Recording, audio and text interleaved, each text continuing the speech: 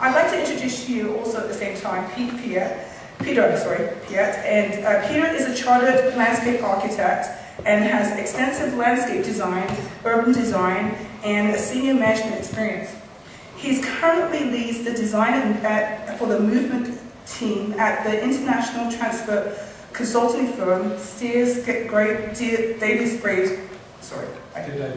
Thank you.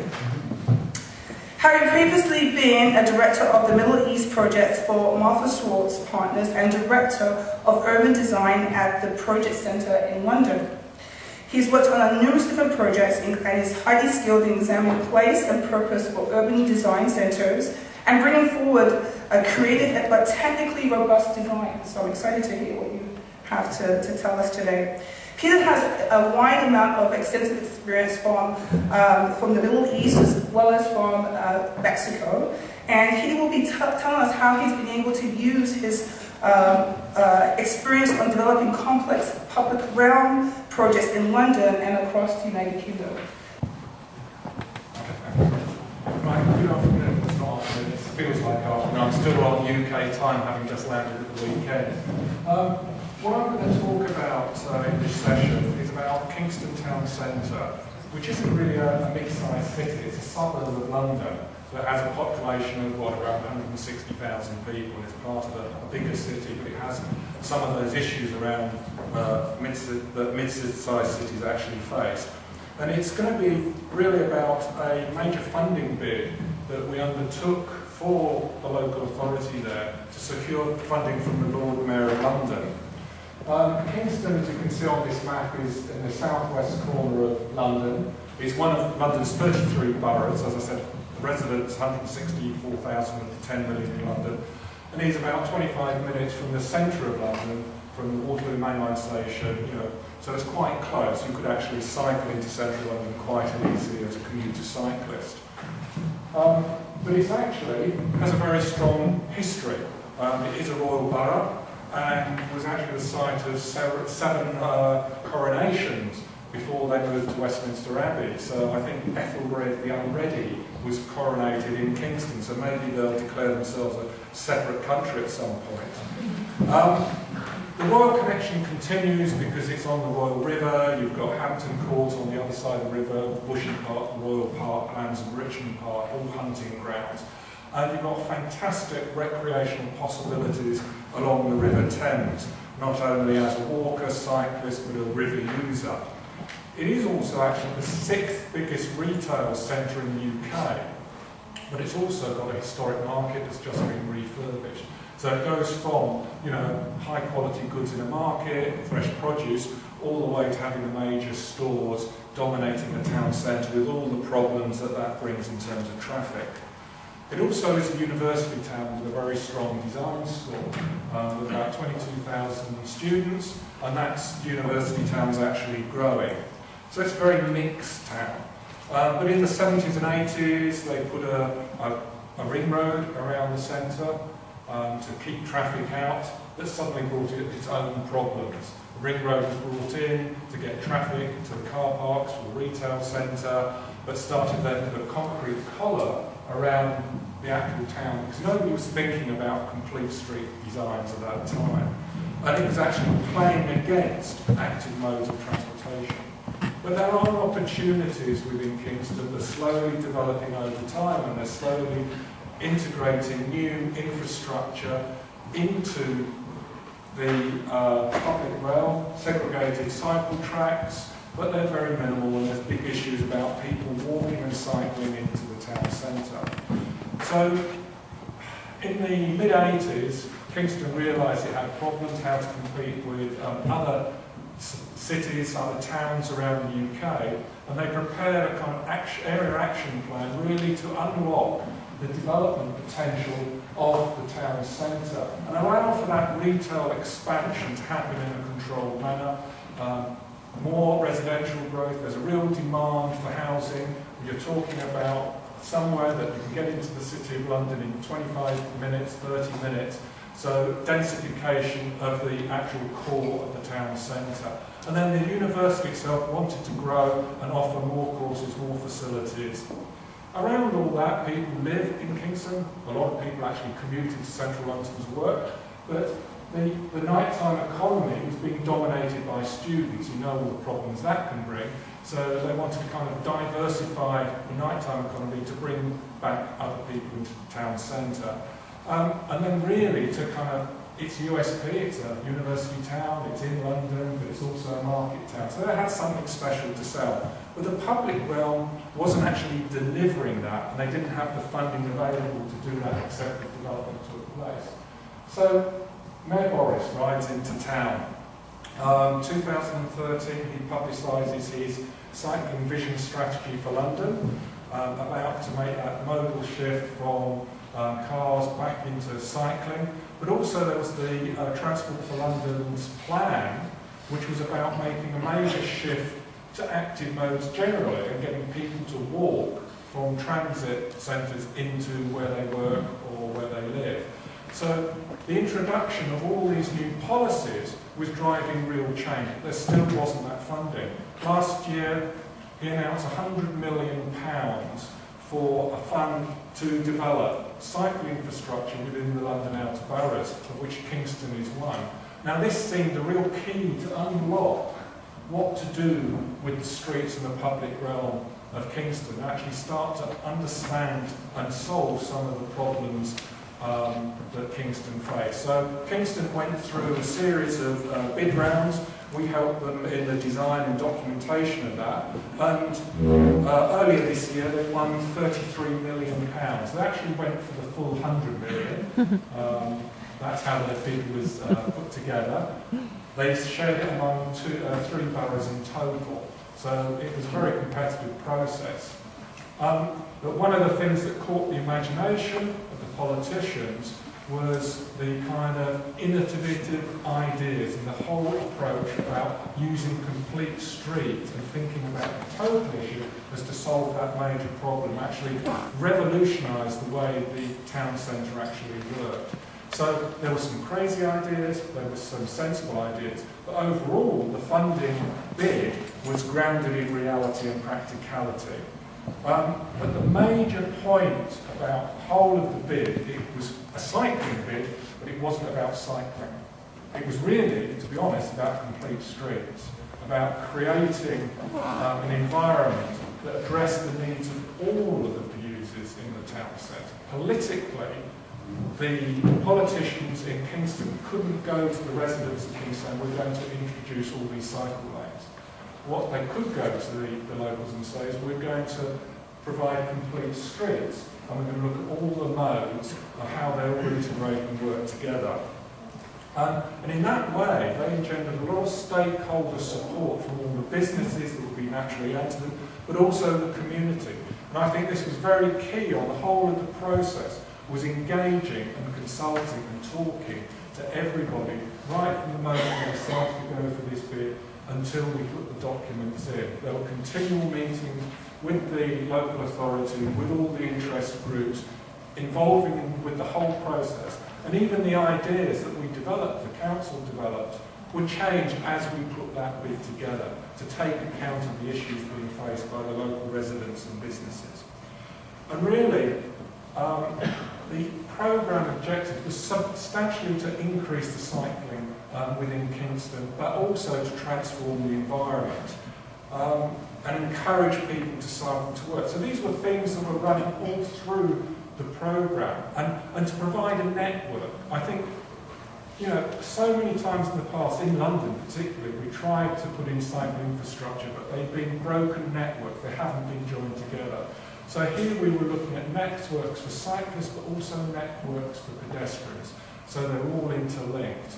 And trying to reach groups and actually get them involved in the process and involved with the design. But underlying all of this was actually to make everything much safer for cyclists to move around the city centre.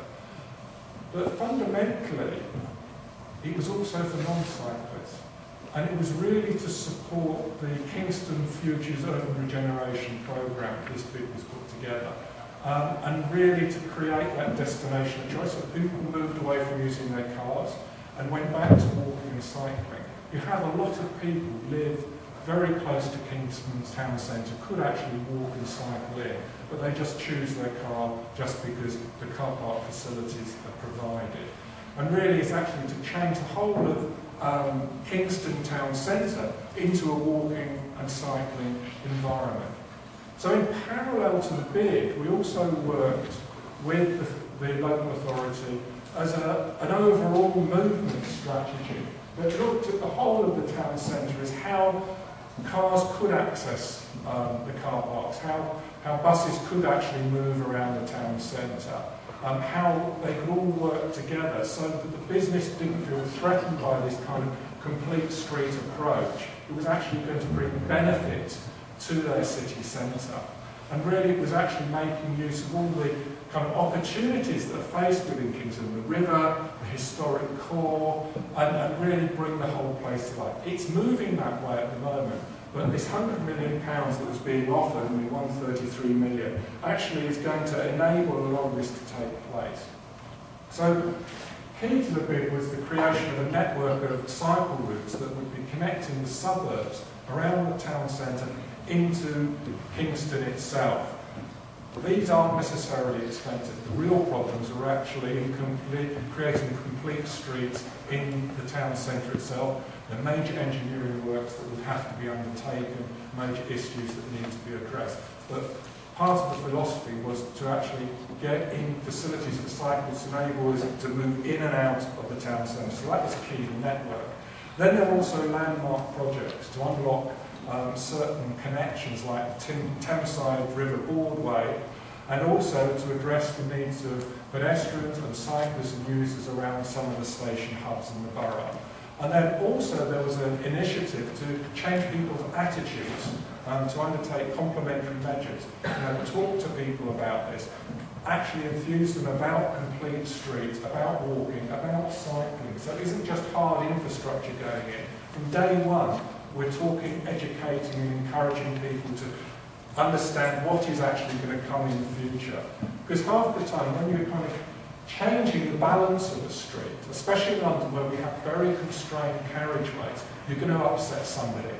So you might as well start upsetting them early and get it over and done with. So you've got a typical London residential street, has a really bad kind of cycle lane there, which is only about ½ a metre wide. And we're trying to put in cycle infrastructures, residential with access to all off-street parking. So we're going to upset everybody. And one of the things we found, we've got to maintain a consistent approach along the corridor. So whatever treatment we could do in one area, we've got to try and maintain that treatment along the corridor, because otherwise cyclists get confused, they're in and out, they don't know what's going on. So we focused on this corridor of analysing the space across the corridor.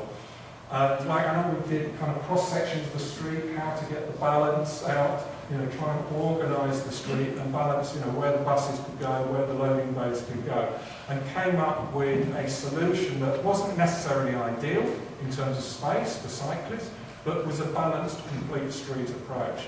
And most of the route was actually semi-segregated cycle lanes, not physically separated. We couldn't achieve that, so we went for semi-segregation along the majority of the route.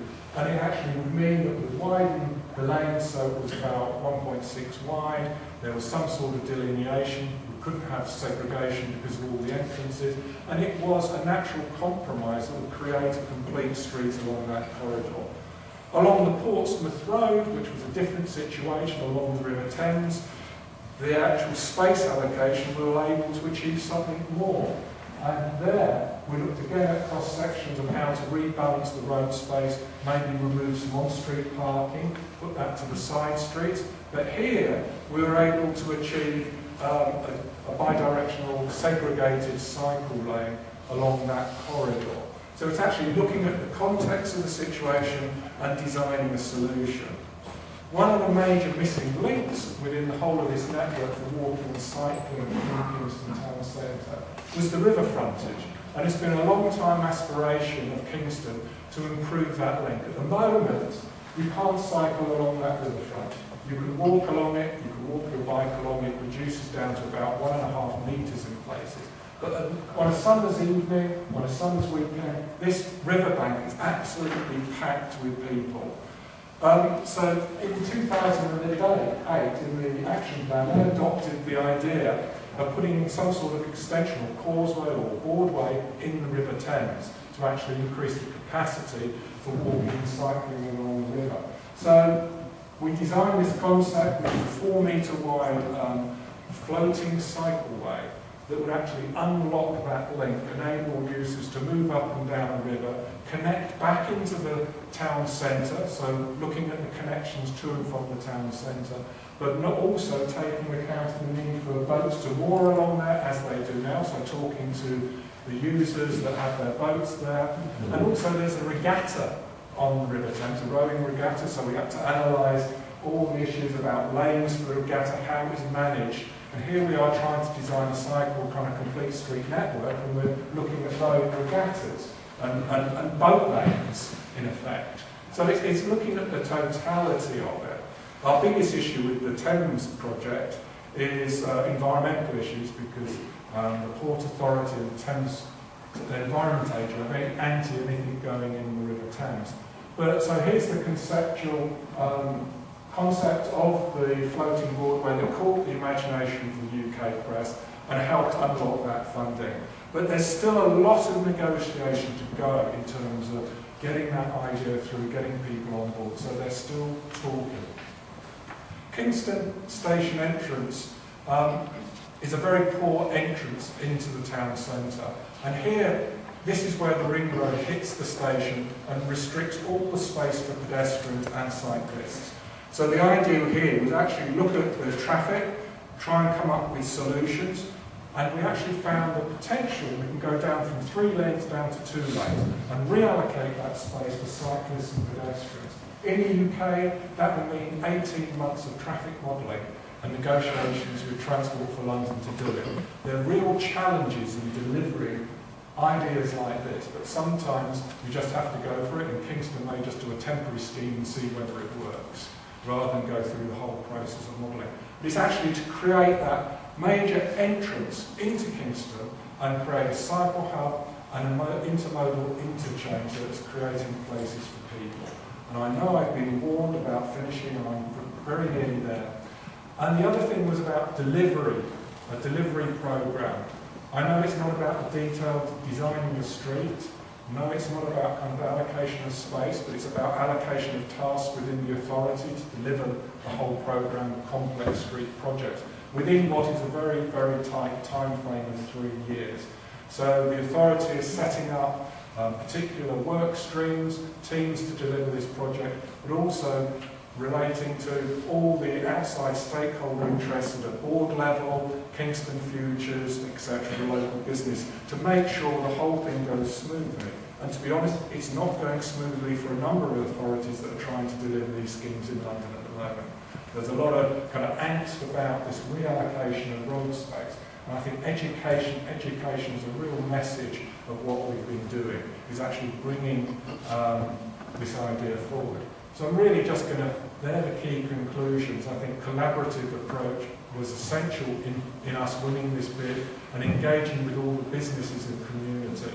And it's really to think about it as complete streets rather than one particular mode. It's actually addressing all the modes. Then you start to win the support of all the different stakeholders. I'll finish. Thank you.